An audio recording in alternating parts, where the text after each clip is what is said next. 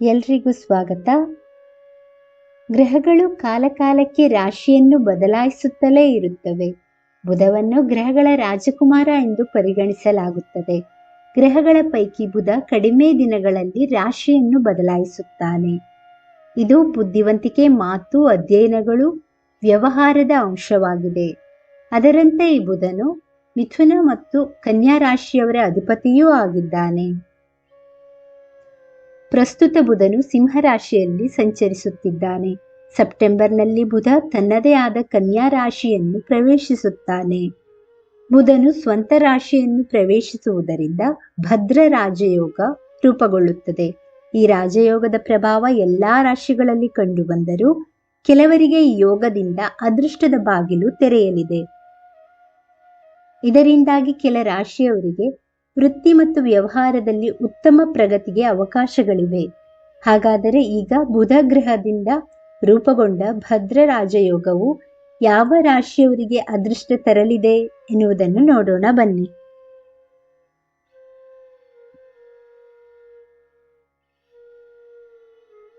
ಸಿಂಹರಾಶಿ.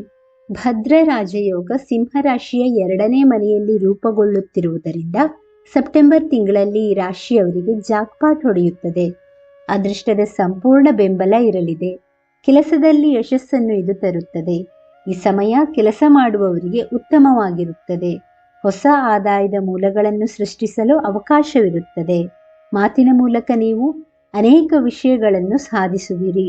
ಬಹಳ ದಿನಗಳಿಂದ ಅಂಟಿಕೊಂಡಿದ್ದ ಹಣ ಕೈಗೆ ಬರಲಿದೆ. ಆರ್ಥಿಕ ಸ್ಥಿತಿ ಬಲಗೊಳ್ಳಲಿದೆ.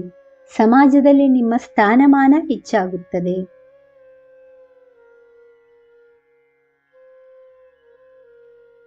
ಕನ್ಯಾ ರಾಶಿ.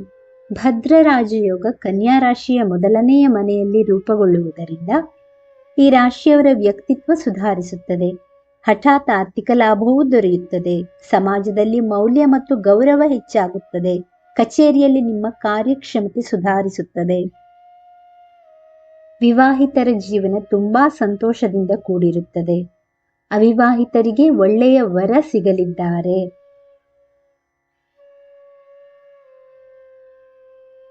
ಧನುರಾಶಿ. ಧನುರಾಶಿಯ 10ನೇ ಮನೆಯು ಭದ್ರ ರಾಜಯೋಗದಿಂದ ರೂಪುಗೊಳ್ಳುತ್ತದೆ. ಆದ್ದರಿಂದ ಈ ಸ್ಥಳೀಯರಿಗೆ ಅದೃಷ್ಟದ ಬೆಂಬಲ ಸಿಗುತ್ತದೆ. ಉದ್ಯಮಿಗಳಿಗೆ ಹೊಸ ಆದಾಯದ ಮಾರ್ಗಗಳು ತೆರೆದುಕೊಳ್ಳುತ್ತವೆ. ಉದ್ಯೋಗಿಗಳಿಗೆ ವೇತನ ಹೆಚ್ಚಳ ಮತ್ತು ಬಡ್ತಿ ಪಡೆಯುವ ಅವಕಾಶಗಳಿವೆ. ಕೆಲವರಿಗೆ ವಿದೇಶಕ್ಕೆ ಹೋಗುವ ಅವಕಾಶ ಸಿಗಲಿದೆ.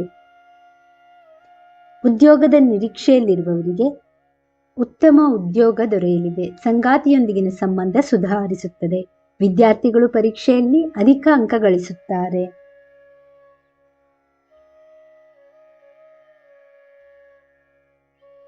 ವೀಕ್ಷಕರೇ, ಈ ಮಾಹಿತಿ ಇಷ್ಟವಾದಲ್ಲಿ ದಯವಿಟ್ಟು ವಿಡಿಯೋವನ್ನು ಲೈಕ್ ಮಾಡಿ, ಚಾನಲ್ ಅನ್ನು ಸಬ್ಸ್ಕ್ರೈಬ್ ಮಾಡಿ. ಕೇಳಿದ್ದಕ್ಕಾಗಿ ಧನ್ಯವಾದಗಳು.